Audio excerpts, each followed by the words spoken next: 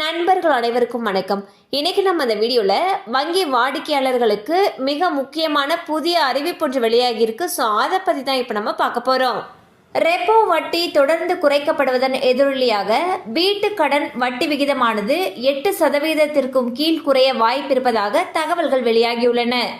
பிப்ரவரி மாதம் முதல் ரெப்போ வட்டியை 2 முறை தலா 25 புள்ளிகள் ரிசர்வ் வங்கி குறைத்தது. இதனால் வங்கிகளும் கடன்களுக்கான வட்டியை குறைத்து வருகின்றன. எனினும் வங்கிகள் இன்னும் 8.15% மேல் வட்டி வசூலிக்கின்றன. அது வரும் நாட்களில் குறையக்கூடும் என்று தெரிகிறது. ஸோ பாத்தீங்கன்னா ரிசர்வ் பேங்க் ரெப்போ வட்டி விகிதத்தை குறைச்சிருக்காங்க. இதன் காரணமாக கடன்களுக்கான வட்டி விகிதமானது குறைக்கப்படும் வாய்ப்பு இருக்கு.